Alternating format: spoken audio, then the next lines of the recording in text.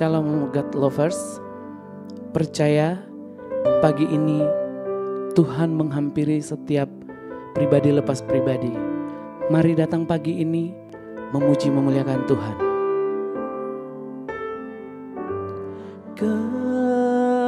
Kerinduanku berada dekatmu dan mengejar hadiratmu di sepanjang hidupku. Perlindunganku berada dalam-Mu, walau badai bergelora, ku rindu menyatakan Kau pujaanku, kekasih jiwaku, sobat yang setia, tak pernah berubah. Kaulah Yesusku, Kau pujaanku, Kau tetap ada saat semua tiada. Kau pujaanku, kekasih jiwaku, sobat yang setia, tak pernah berubah. Kaulah Yesusku, Kau pujaanku, Kau tetap ada saat semua tiada. Kau tetap ada saat semua tiada.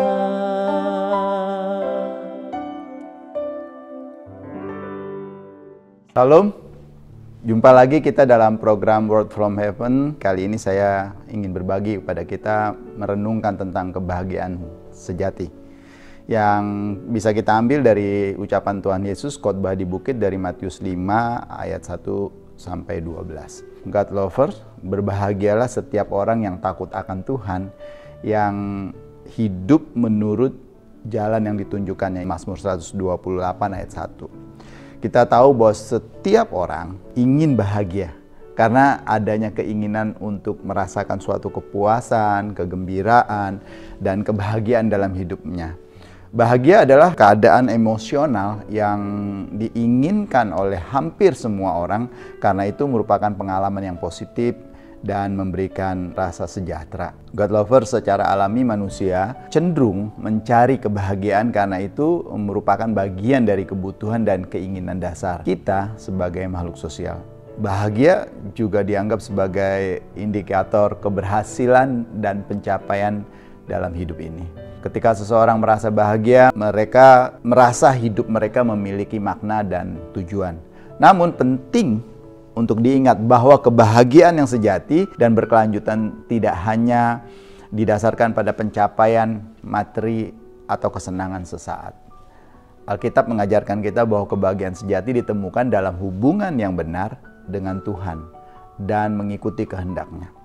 Tuhan Yesus mengajarkan tentang kebahagiaan yang ditemukan dalam hubungan intim dengan Tuhan dan dalam kehidupan yang tunduk kepadanya. Kita bisa lihat di Matius pasal 5 ayat 3 sampai 12. God lovers, keinginan untuk bahagia adalah fitrah manusia, tetapi penting untuk mencari kebahagiaan yang lebih dalam dan berkelanjutan yang berasal dari hubungan yang benar dengan Tuhan dan hidup yang sesuai dengan prinsip-prinsipnya. Bisa kita lihat di dalam ucapan bahagia Matius 5 ayat 5, berbahagialah orang yang lemah lembut karena mereka akan memiliki bumi.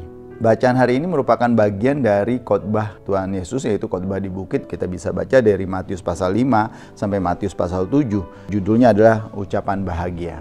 Berulang-ulang di dalam Matius 5 dikatakan berbahagialah.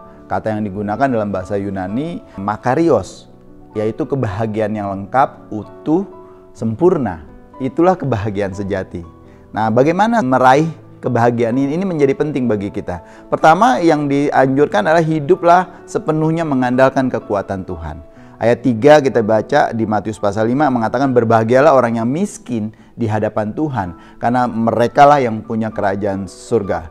Nah, ini berbicara tentang ketergantungan sepenuhnya kepada Tuhan. Kita merasa bahwa kita bukan apa-apa dan kita bukan siapa-siapa.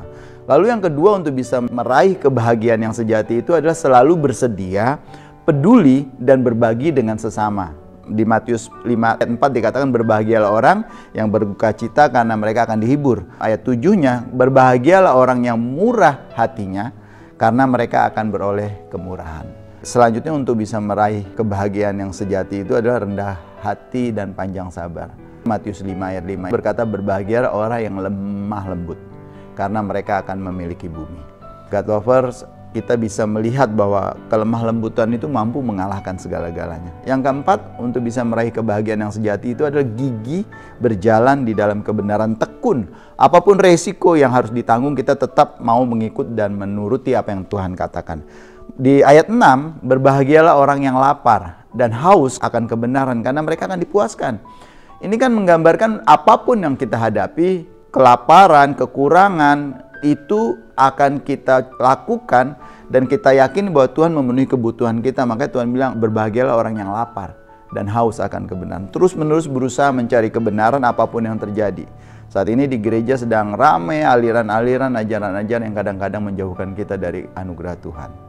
Matius 5 ayat 10 berkata, berbahagialah orang yang dianiaya oleh sebab kebenaran, karena merekalah yang punya kerajaan surga.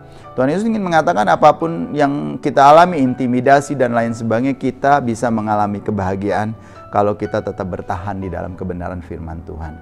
Selanjutnya dikatakan bahwa menjaga hati, menjauhi sikap bermusuhan dan pikiran buruk terhadap orang lain.